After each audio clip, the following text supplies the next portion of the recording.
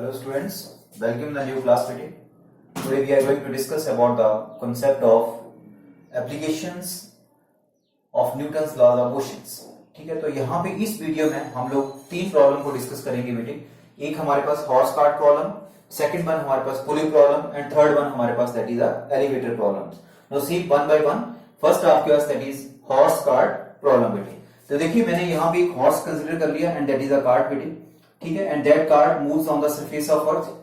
ठीक है, अब आपके पास हॉर्स का मास ले लिया मैंने कैपिटल एम, जबकि कार्ट का मास ले लिया मैंने स्मॉल एम. तो इसका वेट कितना हो गया बेटे mg और इसका वेट कितना हो गया कैपिटल एम इंटू जी बेटे.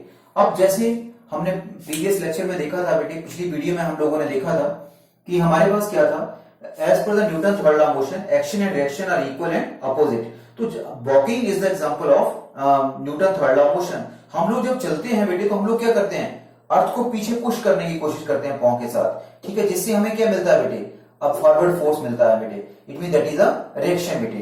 तो यहां पे देखिए आपके पास, यहां पे देखो बेटे, इट मीन अगर मैं इसको ले लेता हूं कि जैसे हॉर्स जो है प्रेस कर रहा है पीछे, इट मीन हमारे पास ये क्या हो गया बेटे, दैट इज एक्शन. और ये हमारे पास क्या हो गया बेटे, दैट इज रिएक्शन बेटे. क्लियर. ठीक है, अब हमारे पास ये action and that is reaction, या मैं इसको ये बोल देता हूं कि हमारे पास ये क्या लग रहा है बेटे, दैट इज अ फोर्स.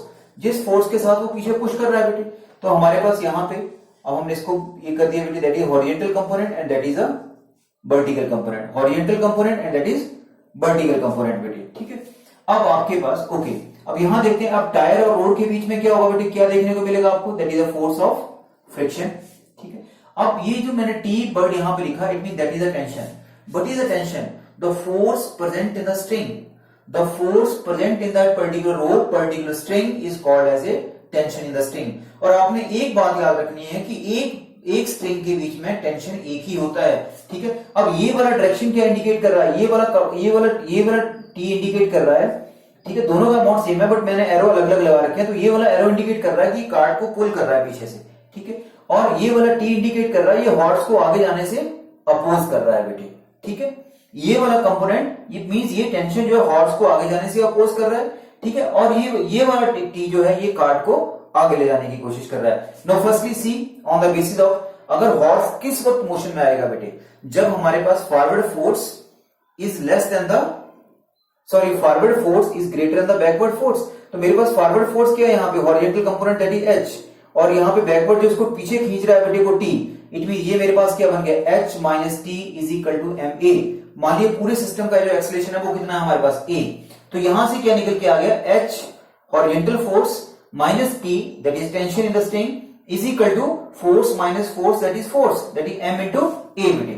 अब सेकंड इसको देखते हैं बेटे. ठीक है, इसको देखिए तो यहां पे हमारे पास क्या देखने को मिला आपको, देखिए यहां पे हमें देखने को मिल रहा है ये t वाला इसको आगे लेके जा रहा है और फोर्स ऑफ फ्रिक्शन इसको पीछे अपोज कर रहा है. तो हम इसको लिख सकते हैं, अगर ये सपोज सिस्टम इस तरह मूव कर रहा है विद एक्सीलरेशन a, तो मैं इसको लिख सकता हूं t minus F that is equal to m into ए.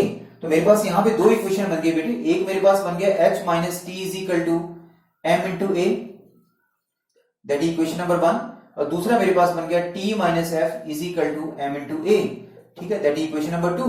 अब हम दोनों को हमने ऐड कर दिया बेटे. जब आपने ऐड किया तो यहां से देखो t से t चला गया. It means h minus F is equal to m plus small m into a. Now what is the value of acceleration? Acceleration is equal to h minus f upon m plus small m.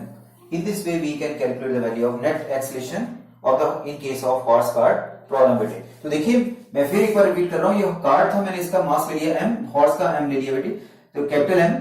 अब मैंने ये आपके पास क्या हो रहा है, ये action हो रहा है, जो हॉर्स है वो अपने पांव के साथ अर्थ को ड्रैग कर पीछे पुश कर रहा है बेटे. ठीक है, उससे उसको क्या मिल रहा है बेटे, रिएक्शन. तो मैंने इस रिजल्टेंट को दो कंपोनेंट में बांट दिया, horizontal component and vertical component बेटे. ठीक है, तो यहां से आपने देखा जो अब सिस्टम इस तरह मूव कर रहा है विद एक्सीलरेशन a, तो हमारे पास h should be greater then t, तभी मूव करेगा. तो h माइनस टी कितना बन गया, ma. यहां पे आपने देखा t minus f is equal to small ma. तो जब आपने दोनों इक्वेशन को ऐड कर दिया तो h minus f is equal to this one बेटे. तो यहां से we can get the net value of acceleration. तो in this way we are able to understand the problem of horse cart बेटे. Now see the next problem बेटे, that is the pulley problem. हाँ बेटे, see the next problem that is the pulley problem बेटे. ठीक है, पुली मैंने यहाँ पे कंसीडर कर लिया पुली सिस्टम बेटे. ये रो यहाँ पे 2 ब्लॉक मैंने ले लिए, एक का मास m1 एक का मास m2, मैंने यहाँ पे कंसीडर कर लिया m2 is greater then m1 बेटे। ठीक है, अब आप लोग किस तरह देखो, आपने सबसे पहले इसका फ्री बॉडी डायग्राम सीखना है बेटे। अगर आपने फ्री बॉडी डायग्राम सीख लिया इट मींस 50% प्रॉब्लम आपकी सॉल्व होगी बेटे। अब देखिए इसका वेट कितना हो जाएगा, इसका वेट देखो आपका क्या बन गया, दैट इज m1g। इसका वेट देखो यहाँ पे कितना बन गया, दैट इज m2g। तो यहाँ पे आपके पास क्या हो गया, tension T and that is a tension T। मैंने पिछली प्रॉब्लम में भी आपसे डिस्कस किया कि एक स्ट्रिंग में एक ही टेंशन होगा। ठीक है, एक स्ट्रिंग में एक ही टेंशन होगा। तो यहां से आपको ये बात तो क्लियर हो रही है बेटे, m2g is greater than m1g। If weight of second block should be greater than the weight of first block. तो हमारे पास क्या होगा, एक ब्लॉक नीचे चला जाएगा, दूसरा ब्लॉक सेम प्रोपोर्शन ऊपर चला जाएगा बेटे। तो हम अगर यहाँ पे मोशन देखें तो हमें मोशन कैसा देखने को मिलेगा, ये वाला ब्लॉक नीचे जा रहा है और ये वाला ब्लॉक जो है ऊपर जा रहा है बेटे। अब आपने इक्वेशन ऑफ मोशंस को लिखना है इन ब्लॉक के लिए। ठीक है, इक्वेशन देखिए for block m1, for block m1 के लिए इक्वेशन ऑफ मोशन क्या होगा बेटे, आप लोग देखो अगर ये सिस्टम ऊपर जा रहा है तो it mean t is greater than m1g, t is greater than m1g बेटे। तो आपके पास आप कैसे लिख सकते हैं इसको, देखो आपको क्लियर है, देखिए यहां से t is greater than m1g, then you are able to write t minus m1g is equal to m1a, force minus force that is equal to force. ठीक है, यही पढ़ा ना आपने पीछे, तो आप लोग थोड़ा चलो m1a। ठीक है बेटे, अब t minus m1g is equal to m1a, ये बात क्लियर होगी। ठीक है, देखो t tension is also a force, the force present in a string that is read as a tension. अब हम सेकंड ब्लॉक के लिए देखें बेटे, सेकंड ब्लॉक में क्या देखने को मिल रहा है, m2g is greater then t। For m2 के लिए हमारे पास क्या बन गया बेटे, आप लोग लिखेंगे इसको m2g माइनस t। क्यों लिखा आपने, because this force is greater than this, that is reason की that block move in the downward direction. यहाँ पे t is greater than m1g, that is reason की that block move in the upward direction. तो that is equal to m2a। आपने दोनों को add कर दिया बेटे, जब आपने दोनों को ऐड कर दिया तो हमारे पास क्या बना, m2g minus m1a is equal to m1 plus m2 into a। ठीक है, तो यहां से आपके पास बटी that is here is g, तो यहां से बटी the value of acceleration, acceleration is equal to m2 minus m1 into g upon m1 plus m2। ठीक है, ये आपके पास एक्सीलरेशन आ गया बेटे। इस एक्सीलरेशन की वैल्यू को अगर आप इस इक्वेशन में रख दो, चाहे इस इक्वेशन में रख दो, तो आपको यहां से रिजल्ट क्या देखने को मिल जाएगा बेटे, t is equal to 2m1 m2 upon m1 plus m2 into g, then you get this result for the tension. और ये हमारे पास किसके लिए आ गया result, that result for acceleration बेटे। तो आई होप आपको ये बात, आपने सिर्फ इक्वेशन ऑफ मोशन को, सिस्टम को लिखना सीखना है बेटे। इक्वेशन ऑफ मोशन को पढ़ेंगे कैसे, देखो ये ब्लॉक अब t is greater than m1g, तो ये ऊपर चला गया बेटे, m2g is greater then t, तो ये नीचे आ गया। फिर तो इसको आपने लिखा this force is greater than this, तो आप लिखेंगे t minus m1g is equal to m1a। यहां आप लिखेंगे m2g minus t is equal to m2a बेटे। आपने दोनों इक्वेशंस को ऐड कर दिया, then you get the net value of acceleration. इस एक्सीलरेशन की वैल्यू को किसी भी एक इक्वेशन में रख दो and solve and find the value of tension. तो टेंशन आपको इस तरह से मिल जाएगा बेटे। ठीक है, okay, you see the next problem बेटे। नेक्स्ट हमारे पास that is the elevator problem. अब बेटे see here is the third problem बेटे, that is the elevator problem. ठीक है, अब हम लोग यहाँ पे एक्चुअल वेट और एपरेंट वेट को कंपेयर करेंगे बेटे। ठीक है, जैसे सपोज कोई लिफ्ट है, ठीक है, आपने कई बार आपने लिफ्ट में जर्नी की होगी बेटे। ठीक है, एक कंपार्टमेंट से आप लोग थर्ड कंपार्टमेंट में, फिफ्थ कंपार्टमेंट में जा रहे हैं बेटे। ठीक है, तो आप किस तरह से उस चीज को हैंडल करेंगे, सपोज ये इसको लिफ्ट मान लो। ठीक है बेटे, अब आपके पास मैंने यहाँ पे लिफ्ट का जो कंपार्टमेंट है उसका कोई मास यहाँ पे कंसीडर नहीं किया, सिर्फ मैंने बॉडी के मास को लेके चला हूं बेटे।